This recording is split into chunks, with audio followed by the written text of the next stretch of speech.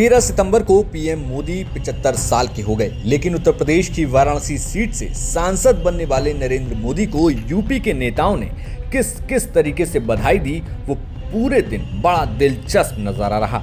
लेकिन यूपी की एक बहुत बड़ी नेता ने पीएम मोदी को जन्मदिन पर एक भी बधाई संदेश नहीं लिखा। वो उससे भी बड़ा चौंकाने वाला था। बताएंगे उस नेता या कहें तो महिला नेता के बारे में। लेकिन वीडियो को पूरा देखने से पहले उत्तर प्रदेश की दिलचस्प खबरों के लिए विजन यूपी को सब्सक्राइब जरूर कर लीजिए। सपा अध्यक्ष अखिलेश यादव हो या बसपा अध्यक्ष मायावती, सभी ने पीएम मोदी को भोरे भोरे 75वें जन्मदिन की बधाई दी। लेकिन इन सभी बधाइयों में सबसे दिलचस्प तरीके से तंज भरे अंदाज में कांग्रेस के प्रदेश अध्यक्ष और 2024 में नरेंद्र मोदी के खिलाफ लोकसभा का चुनाव लड़े अजय राय ने बधाई दी। सोशल मीडिया पर अजय राय ने बधाई संदेश के साथ एक स्क्रीनशॉट शेयर किया। वो स्क्रीनशॉट जो लोकसभा चुनाव के रिजल्ट के दिन का था, जब वाराणसी के नतीजे सामने आ रहे थे। ऐसे में एक समय वो आया जब कांग्रेस के अजय राय ने पीएम मोदी को वोटों की गिनती में पीछे छोड़ दिया था, और उसी बात को तंज भरे अंदाज में याद दिलाते हुए अजय राय ने बधाई संदेश में लिखा कि देश के प्रधानमंत्री नरेंद्र मोदी को जन्मदिन की शुभकामनाएं। काश जन्मदिन की तरह चुनाव भी ईमानदारी से कराया जाता, ना कि जनता के वोटों की चोरी करके। काशी की धरती ने पहले भी सच दिखाया है और आगे भी दिखाएगी। राष्ट्रीय बेरोजगार दिवस। अब जहां विपक्ष के नेताओं में तंज भरे अंदाज में अजय राय ने शुरुआत की थी, तो इसी फहरिस्त में अखिलेश यादव भी कहां पीछे रहते। समाजवादी पार्टी अध्यक्ष अखिलेश यादव ने ट्वीट करते हुए लिखा कि प्रधानमंत्री नरेंद्र मोदी को स्वस्थ, सार्थक, सौहार्दपूर्ण, समावेशी, सकारात्मक जीवन की शुभकामनाओं के साथ जन्मदिन की हार्दिक बधाई।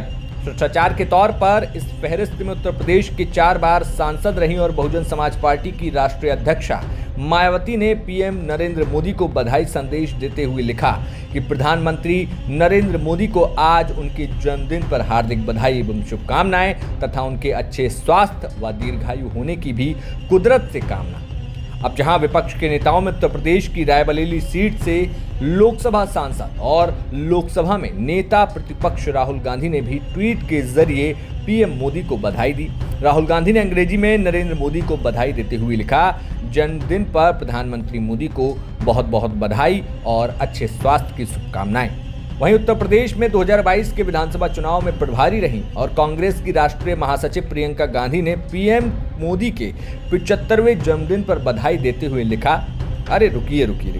उत्तर प्रदेश की राजनीति से आने वाली प्रियंका गांधी ने पीएम मोदी को जन्मदिन पर कोई बधाई संदेश नहीं लिखा। सोशल मीडिया पर तो कुछ भी दिखाई नहीं दिया। इसके बाद चर्चा होने लगी कि आखिर जिस तरीके से तीखे अंदाज में प्रियंका गांधी भाजपा और पीएम मोदी को घेरती हैं, तो क्या जन्मदिन पर भी पीएम को वही तेवर प्रियंका गांधी दिखा रही हैं। इन तमाम नेताओं के अलावा विपक्ष के एक ऐसे नेता ने भी पीएम मोदी को बढ़ चढ़कर खूब जी हजूरी करते हुए, जी लगाते हुए बधाई दी, जिसको लेकर हाल के दिनों में सियासी गलियारों में खूब चर्चाएं सुनने को मिल रही थीं। जी हां, हम बात कर रहे हैं घोसी से सांसद राजीव राय की, जिन्होंने पीएम मोदी के जन्मदिन पर भले ही सधे अंदाज में लेकिन इतनी बार जी लगाकर बधाई दी कि आप भी चौंक जाएंगे। राजीव राय ने ट्वीट करते हुए लिखा कि माननीय प्रधानमंत्री जी श्री नरेंद्र मोदी जी, जन्मदिन पर सकारात्मकता से भरा स्वास्थ्य जीवन एवं दीर्घायु होने की मंगल कामना। #PMO। लेकिन इस फहरिस्त में उत्तर प्रदेश के कई भाजपा नेता भी थे, जिन्होंने अपने अंदाज में पीएम मोदी को बधाई दी। भाजपा नेता ब्रजभूषण शरण सिंह ने पीएम मोदी के जन्मदिन पर कार्यक्रम का आयोजन किया और बड़ा सा केक सभी के साथ काटा। इस दौरान ब्रजभूषण शरण सिंह के साथ उनके विधायक बेटे भी मौजूद रहे। लेकिन सोशल मीडिया पर ब्रजभूषण शरण सिंह ने लिखा कि रघुकुल विद्यापीठ गोंडा में छात्रों के बीच प्रधानमंत्री का जन्मदिन उत्साहपूर्वक मनाया। इसके अलावा मुख्यमंत्री योगी आदित्यनाथ ने लिखा कि 140 करोड़ भारतीयों की आशाओं आकांक्षाओं के संवाहक, वैश्विक मंच पर नए भारत के अग्रिम पंक्ति में प्रतिष्ठित करने वाले विश्व के सर्वाधिक लोकप्रिय नेता, हम सभी के मार्गदर्शक, एक भारत श्रेष्ठ भारत की संकल्पना को साकार करने वाले प्रधानमंत्री नरेंद्र मोदी को जन्मदिन की हार्दिक बधाई। राष्ट्र सर्वोपरि और लोक कल्याण की भावना को जीवन साधना में उतारने वाले आपके अप्रतिम पुरुषार्थ संवेदनशील नेतृत्व और अखंड कर्मनिष्ठा ने नए भारत को आशा, आत्मविश्वास और आत्मनिर्भरता की नई ऊंचाइयों पर पहुंचाया है। 25 करोड़ प्रदेशवासियों की ओर से प्रभु श्री राम से प्रार्थना है कि आपको उत्तम स्वास्थ्य, दीर्घायु जीवन प्रदान करें, जिससे राष्ट्र को आपका सशक्त नेतृत्व और हम सभी को आपका मार्गदर्शन प्राप्त होता रहे। इसके अलावा केशव मौर्य, जो कि डिप्टी सीएम हैं, उन्होंने भी लिखा कि नए भारत को गढ़ने वाले यशस्वी प्रधानमंत्री नरेंद्र मोदी का जीवन एक साधक की सतत यात्रा है, जो मां भारती की सेवा और जन कल्याण को समर्पित रही है।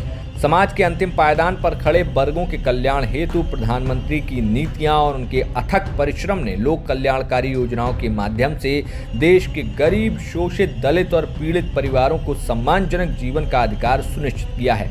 सबका साथ, सबका विकास, सबका विश्वास के मूल मंत्र के साथ आपने गरीब, युवा, महिला और किसान के सशक्तिकरण को राष्ट्र निर्माण की धुरी बनाया है। संस्कृति और परंपरा की जड़ों को संजोते हुए आधुनिक और विकसित भारत के निर्माण का आपका संकल्प प्रत्येक वर्ग के उत्थान का आधार बना। तो फिलहाल उन तमाम उत्तर प्रदेश के नेताओं के ट्वीट से उन तमाम नेताओं ने सोशल मीडिया के जरिए बधाई दी, जो कि प्रधानमंत्री पर कुछ तंज भरे अंदाज में रहा तो कुछ साधा और शालीन अंदाज में दिखाई दिया। लेकिन बड़ी बात यह है कि प्रधानमंत्री नरेंद्र मोदी अब पूरे 75 साल के हो गए हैं। तो ऐसे में तमाम नेता सवाल उठा रहे हैं कि क्या अब भी भारतीय जनता पार्टी उस नियम का पालन कर रही है जिसमें तमाम नेताओं को बाहर कर दिया गया, या यूं कहें तो मार्गदर्शक मंडल में डाल दिया गया, जिनकी उम्र 75 साल से ज़्यादा हो गई थी।